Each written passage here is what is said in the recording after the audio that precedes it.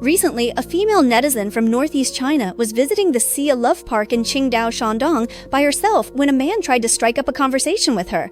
After she refused, the man threw a public tantrum, claiming she was interfering with his run. He shouted and yelled, demanding an apology and even insisting on compensation or a fine.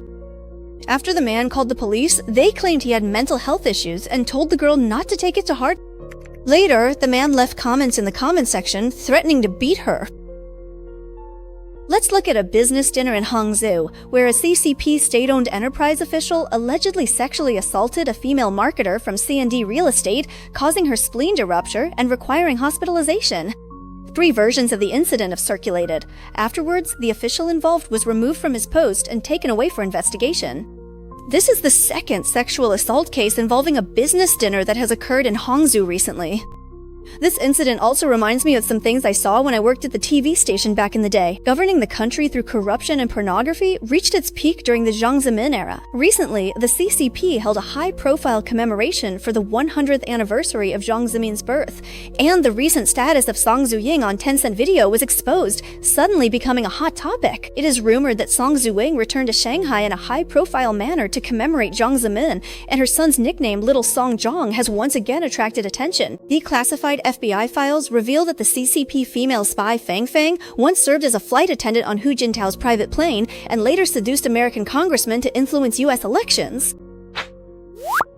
Hello everyone, this is Wiyu Looks at the World, and I am Chen Wiyu. Today, let's talk about the CCP's governance through money and sex, and take a look at how the CCP uses the power tactics of seduction and money to amass wealth and seize power internally, while corrupting and infiltrating externally. I'm sure you've all heard about the business dinner incident in Hangzhou. Why do I say there are 3 versions of the story? The incident took place on the evening of July 26, 2026, in a private room at a high-end restaurant in Hangzhou called Dazhong Banyan Tree Pavilion, where a celebratory banquet was being held. Just a short while ago, the local state-owned enterprise C&D Real Estate and the central state-owned enterprise China Merchants Shekou collaborated to purchase the highly anticipated Erbao South plot in Hangzhou's Binjiang district for a staggering price of nearly 6 billion RMB. To celebrate this massive commercial project, senior executives from both companies and the local officials who hold the power over the approval of this land plot gathered together. Sitting at the head of the table was Yu Qingdao, the deputy district mayor of Binjiang District, Hangzhou. In Binjiang District, a hub of the digital economy known for having the highest land prices, the strictest regulations, and the most meticulous approval processes, Yu Qingdao is in charge of urban construction, real estate management, and project approvals. He is the absolute authority that no real estate developer can bypass. Accompanying him on the side was Zhao Haifeng, general manager of China Merchants Shekou's The Zhang Company, a real estate executive who graduated from Tsinghua University and was once a top scorer in the college entrance exam, as well as Ma Zhenggong, general manager of C&D Real Estate's Hangzhou division. A young female employee from C&D Real Estate, surnamed Li, was forced by her supervisor, Ma Zhenggong, to rush to the scene after work. A young woman who had just entered the workforce, faced with 7 or 8 middle-aged male executives in a private room who held the power over her career and company projects, instantly lost any room to refuse. Under the toxic culture of forced drinking prevalent in official circles, she was required to pour and chug, which means she had to take the liquor decanter and drink directly from it. In a short period, the girl was forced to drink over half a gin of high-proof mutai, quickly falling into a state of severe intoxication and losing consciousness. After the drinking session ended, the officials and executives with ulterior motives took the unconscious girl to the business KTV downstairs. As for what happened next, 3 different versions of the story emerged. The first version, reported by several real estate media outlets, claims that after the drinking session, the severely intoxicated and unconscious woman was taken to the business KTV downstairs, where Yu Qingdao and Zhao Haifeng molested and pressured her. The woman resisted fiercely, was roughly shoved, and subjected to violence, during which her spleen and kidney were ruptured. The second version comes from news reports by the Beijing News. The victim's colleague stated that the woman attended the dinner for work, and none of the parties involved were heavily intoxicated. An insider from the victim's side claimed that the officials present attempted to gang rape the woman, but she resisted fiercely, refusing to submit at the cost of her life. As a result, Zhao Haifeng, in a fit of rage, kicked her, causing a ruptured spleen and severe injuries. When she first arrived at the hospital, the girl was unconscious. The third version is the one from the official report. On August 18th, the investigation and handling team established by the Hangzhou municipal government reported that on the evening of July 26th, criminal suspects Zhao Mofeng and Yu Modong forcibly molested the victim at a KTV after dinner. During the incident, Zhao Mofeng pushed the victim down, causing her to suffer a waist injury. The victim is currently receiving treatment at the hospital, and a preliminary judicial appraisal has classified her injuries as minor level 2. Zhao Mofeng and Yu Modong have been criminally detained and removed from their positions. So, which of these three versions do you believe? Let me know in the comments. After the incident occurred, the executive involved attempted to offer 1 million RMB to settle the matter privately, trying to use money to cover up this serious violent crime, but was firmly refused by the victim and their family. Subsequently, a WeChat official account with a background in investigative journalism published an article titled "A Drinking Party Sacrifice," which exposed the unspoken rules of the Hangzhou real estate industry and ignited public opinion. In the face of overwhelming public outcry, on August 18th, the investigation and handling team established by the Hangzhou municipal government finally released a statement. However, anyone could see that the wording of this statement was an attempt to downplay the issue. Even more ironically, the involved deputy district mayor of Binjiang district, Yu Qingdao, was prominently included in the list of good cadres who take responsibility released by the Hangzhou municipal government in 2023. An officially certified good cadre who speaks sanctimoniously about the rule of law and public service in public, while showing a completely different face behind the scenes. This incident is by no means an isolated case. Just at the end of May that same year, Deng Fuguo, deputy director of the Zhejiang Provincial Financial Office, sexually assaulted a female official who was accompanying him in a restaurant while attending a banquet hosted by the mayor of Xixi City. In just a few short months, two extremely similar sexual assault scandals in official circles were exposed one after another, completely tearing off the false mask of Zhejiang's administrative governance. In fact, this kind of trading power for sex and offering favors at drinking parties is by no means a recent development. It is a deeply rooted, unspoken rule within the system that has existed for decades. When I used to work at a local TV station, I saw with my own eyes how government officials would get young female employees from various units to accompany them for drinks, what's commonly known as drinking with hostesses. The leaders in the propaganda department and the municipal committee were all full of dirty jokes.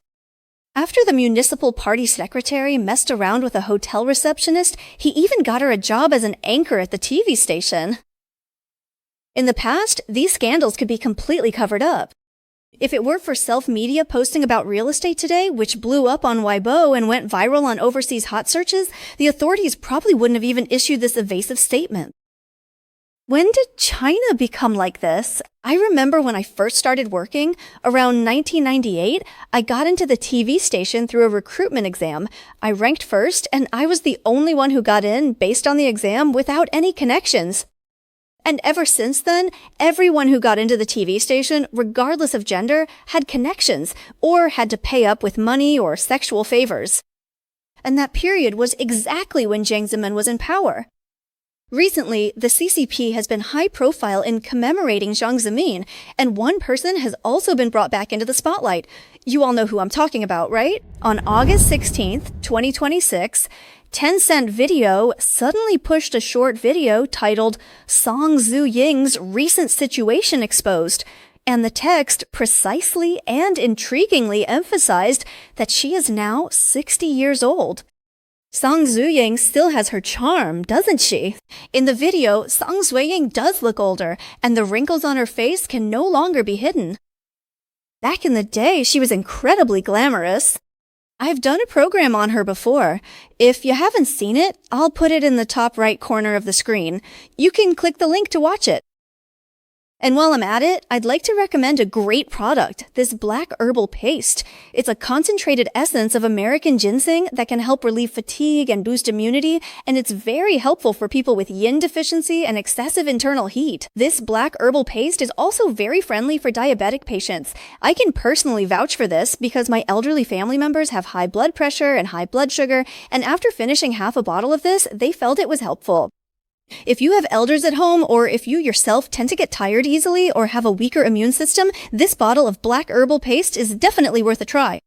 Use my discount code WEIU to get 15% off. In 1990, on the CCTV Spring Festival Gala, Sang Zhu-ying made her debut with the song Little Basket. At that time, Sang Zhu-ying's makeup was particularly eye-catching, and she caught the eye of Jiang Zemin, who was of the grandfather generation. When they shook hands on stage after the performance, Jiang Zemin held on to Sang Zhu-ying's hand and wouldn't let go, staring straight at her the whole time. One time, after a performance, while shaking hands with Sang Zhu-ying, Jiang Zemin secretly slipped her a small note. The note said, "If you have any issues in the future, come to your big brother. Your big brother can help you solve anything."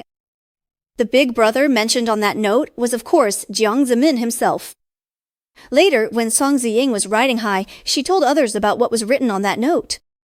Started in 1991, rumors about Sang and Jiang began to spread widely among the public and within high-level circles. From then on, Sang Zhu-ying's performing arts career took off like a rocket. Not only did she frequently appear in various large-scale national performances, but she also had the privilege of freely utilizing top-tier national artistic resources and military resources. In his book, Cage and Trap, historian Lu Jiaping detailed over the course of 170,000 words the persecution his entire family faced after he, as an ordinary citizen, publicly challenged the CCP traitor and party leader Jiang Zemin. Among the contents, there were revelations about the scandal between Jiang and Sang, and it also included a disc detailing Jiang Zemin's lewd scandals. Lu Jiaping was secretly tried by Jiang Zemin and sentenced to 10 years in prison for allegedly inciting subversion of state power. Lu Jiaping's wife, Miss Yu Jingyi, told Hong Kong's Chengmeng magazine that this matter is well-founded and the information is accurate. Renowned director Zhao An was subsequently severely punished by the system because he discussed related content at a dinner party. Lyricist Zhang Junyi was secretly arrested and sentenced for mailing hundreds of anonymous letters to central government agencies exposing the relationship between Jiang and Sang. In 2002, a sensational book titled The First Lady Sang Zhu-ying, which described this matter, appeared in Shaodong, Hunan. The author of the book was subsequently arrested and imprisoned, implicating more than 50 people. Jiang Zemin, who came to power by stepping on the blood of the June 4th massacre, adopted an extremely evil ruling strategy after launching the suppression of Falun Gong in 1999. To consolidate his power, he abandoned moral and ethical constraints and indulged officials in corruption and promiscuity. During the more than 20 years that Jiang Zemin was in power and subsequently ruled from behind the scenes, a deformed ecosystem formed within the CCP officialdom, where no official was not corrupt and no official was not promiscuous. The promotion of officials no longer depended on political achievements or moral character, but rather on whether they belonged to a faction of interest groups and whether they were willing to reach a tacit understanding with their superiors regarding the sharing of benefits and moral degradation. This effectively created a mechanism of adverse selection, making it impossible for truly honest officials and good people to gain a foothold. And those who were promoted were all corrupt officials and people with moral decay. When the supreme ruler himself sets the example for trading power for sex, the entire officialdom will inevitably follow suit rapidly, creating a domino effect where the lower levels emulate the upper levels. Oh, speaking of this, I just thought of something. Let me mention it to everyone. The CCP's suppression of Falun Gong has been going on for 27 years, and now it has even extended to transnational repression overseas. And the reason why the CCP goes to such great lengths to stigmatize Falun Gong is actually because the values of truthfulness, compassion, and forbearance that Falun Gong upholds are exactly what the CCP cannot accept and must suppress. And you can tell from the party cadres they promote that the Communist Party wants to turn people into devils. The CCP's lies have deceived many people who don't know the truth, leading them to join in hating Falun Gong. Actually, I think if you want to know whether Falun Gong is good or bad, wouldn't it be more thorough to just go and read the book Zhuan Falun yourself? So now, there is a businessman who practices Falun Gong, and he wants to get the book Zhuan Falun into every corner of society.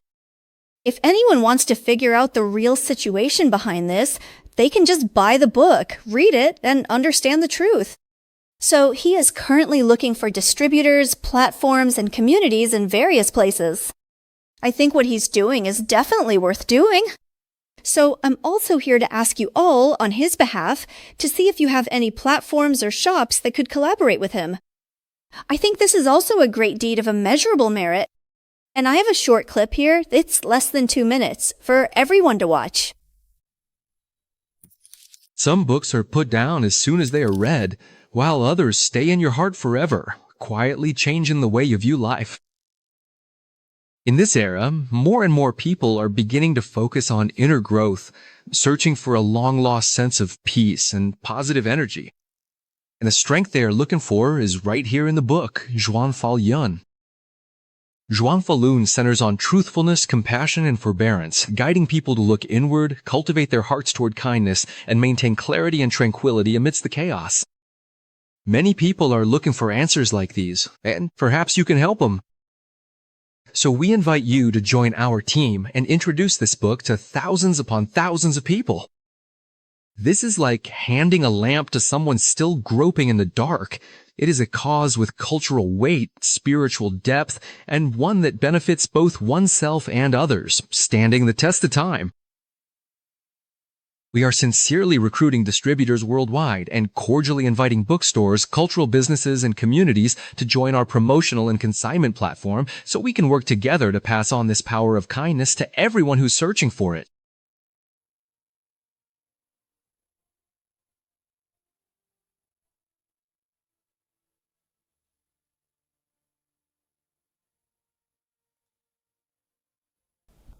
With Jiang Zemin's loss of power, the glory days when Song Zuying could command anything and was always surrounded by an entourage are gone. Song Zuying has been repeatedly disparaged by Chinese Communist Party state media through subtle insults and backhanded compliments. The state media has continuously used advanced black tactics, such as publishing content about the inside story of Song Zuying's near divorce, who her benefactor was, the controversy over her sheer dress on the Spring Festival Gala, and the inside story of how she joined the military to mock the scandal of the illicit relationship between Jiang and Song. Furthermore, state media even released a series of photos showing Song Zuying in unflattering poses to humiliate her, serving as a warning to the Jiang faction. In recent years, Song Zuying has almost completely disappeared from CCTV media. On August 17th, a high-level commemorative meeting for the 100th anniversary of Jiang Zemin's birth was held at the Great Hall of the People in Beijing. Xi Jinping attended, and all of Jiang's family members were present, but there were no shots of Song Zuying at the scene. People were asking around, hey, how could she be missing? However, just as the commemorative activities were wrapping up, some independent media figures broke the news that Song Zuying had made a high-profile return to Shanghai to commemorate Jiang Zemin, and that their son had been entered into the Jiang family genealogy. There's a riddle going around. What is the name of Jiang Zemin and the singer Song's son? Guess a classical figure. Can you all guess it? The answer is Song Jiang. As early as around 2013 and 2014, a photo alleged to be of Song Zuying's son went viral on the Chinese internet. Take a look at this child's features. Don't they look a lot like Jiang Zemin's? If you think they do, please give our show a like. People have given Song Zuying's child the nickname Song Jiang. In official CCP records, Song Zuying's son is named Lo Xing, born in 2005, and is publicly attributed to her husband, Lo Hao. As for Jiang Zemin's official family, he only has 2 sons, Jiang Mianheng and Jiang Miankang. As to whether this little Song Jiang has been entered into the Jiang family genealogy, that is something we have no way of knowing. If the Hangzhou Bureau 9 incident reveals the abuse of power by CCP officials internally, and the Jiang Song scandal exposes the moral decay at the highest levels, Then a batch of FBI files declassified by the White House in mid-August 2026 has revealed an even more shocking truth to the entire world. The CCP not only engages in power for sex trades internally, but has also institutionalized and weaponized beauty and money as strategic tools to infiltrate and corrupt the political cores of Western democratic nations. On August 17, 2026, the White House Government Transparency Task Force, acting on the president's directive, officially declassified and released a batch of nearly 150 pages of classified FBI files. The code names for this batch of files were Embroidered Finger and Operation Newcomer 15, which detailed the entire counterintelligence investigation conducted by U.S. counterintelligence agencies between 2013 and 2015 into the political infiltration by the CCP female spy Fang Fang. The declassification of these files confirmed a fact that shocked the American political scene. The CCP's Ministry of State Security used a young woman to successfully infiltrate the core political circle of the California Democratic Party through a combination of means, including honey traps, illegal political donations, and arranging internships, and she became deeply entangled with an up-and-coming congressman. The declassified documents confirmed for the first time that former Democratic Congressman Eric Swalwell of California admitted during multiple interviews with FBI agents that he had engaged in sexual relations with Fang Fang on several occasions. Swalwell admitted that as early as the 2012 to 2013 period, Fang Fang had proactively approached him while he was running for Congress. Fang Fang once showed up uninvited at his apartment, and subsequently the two engaged in sexual relations. This intimate relationship continued until March 2015. The declassified files contain copies of cleared checks totaling as much as $60,000. Documents show that from 2013 to 2014, Fang Fang acted as an intermediary, using U.S. citizens as straw donors to funnel funds with CCP backgrounds into Swalwell's campaign team, with Fang Fang personally reimbursing the donations. According to U.S. federal law, foreign nationals are strictly prohibited from making political contributions to U.S. candidates. Fang Fang used these donations and her intimate relationship to successfully secure the right to recommend interns to work in Swalwell's congressional office. The FBI investigation pointed out that this pattern of exchanging donations and sex for congressional internships is a classic tactic used by CCP intelligence agencies to gain access to internal U.S. congressional movements and establish long-term infiltration channels. Swalwell had long denied having a sexual relationship with Fang Fang, but in the face of the ironclad evidence in the declassified documents, his political credibility completely collapsed. In fact, in April 2026, Swalwell, who was preparing to run for governor of California, was embroiled in other sex scandals, and the files on the Fang Fang case were about to be made public. Given this immense pressure, he has already announced his withdrawal from the gubernatorial race and his resignation from his position as a member of Congress. One of the most shocking details in this batch of declassified files is the personal resume obtained by an undercover FBI agent while attempting to recruit Fang Fang as a double agent. In her resume, Fang Fang stated that she worked for Air China from May 2002 to September 2009 and had served as a flight attendant for 7 years on the special plane of Hu Jintao, the then General Secretary of the Communist Party of China and the top leader of the CCP. Furthermore, the FBI memo directly listed Fang Fang's parents as known intelligence officers for the Chinese Ministry of State Security. In social settings, Fang Fang also boasted multiple times that her connections in China were comparable to those of the Red families, and even claimed to maintain contact with the descendants of Mao Zedong. This declassified file confirms that Fang Fang was by no means an ordinary international student or business broker acting independently. She was a strategic pawn, cultivated by the Chinese Communist Party's state security apparatus, equipped with a background of high-level political access, and specifically dispatched to the West to carry out infiltration through power and sex. In a media interview on August 16, 2026, a senior U.S. government official pointed out that the declassified Fang Fang case files are the most revealing documents to date regarding how the Beijing authorities have infiltrated the U.S. political system.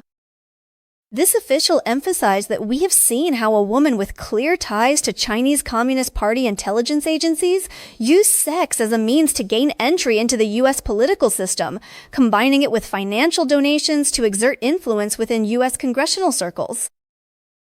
Whether it's the local official committing violence in a KTV private room in Hangzhou, the high-ranking power brokers in the Great Hall of the People in Beijing, or the female CCP spy maneuvering through California politics.